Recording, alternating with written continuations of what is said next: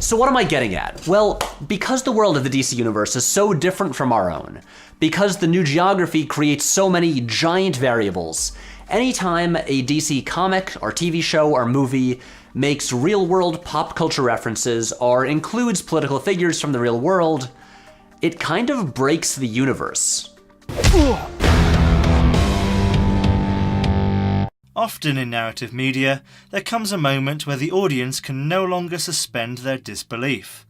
A moment where the audience thinks to themselves, well, I could believe the shape-shifting alien, I could believe the whole coma storyline, but Steven Seagal turning into a giant cockroach?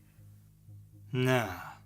Even with amazing and convincing visual effects, we're still suspending our disbelief, because we've probably seen the actors who are on screen fighting a mechanical dinosaur or whatever on a red carpet at some point, or in a different movie.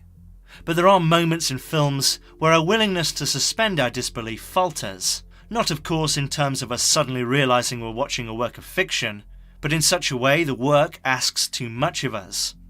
The movie or the TV show jumps the shark in terms of suspension of disbelief, and it loses the goodwill of its audience. Corn syrup. Same stuff they use for pig's blood in Carrie. Like, sure, to an objective, omniscient viewer, it would make logical sense for Admiral Holdo to tell Poe Dameron her plan, and then there would be no conflict and no drama. We know Ricky Gervais isn't really David Brent. We know that he isn't really going to lose his job because there is no job. There is no office. It is all a fiction. Oh, love me? Pathetic. Ultimately, we know that Casablanca is just a film, and that it doesn't really matter if Humphrey Bogart and Ingrid Bergman's characters get it on or not, because it isn't real.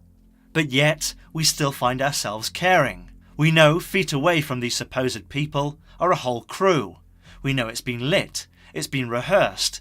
We know it's fake, but we suspend that knowledge to enjoy the story and get emotionally involved. I mean, you know, unless you've been talking about movies so long that nothing means anything anymore. There's an episode of the show Community that imagined what a horror movie would look like if all the characters only made totally logical decisions. Should we go check it out? No. We should call 911 on my fully charged cell phone, lock the doors, and then stand back to back in the middle of the room holding knives.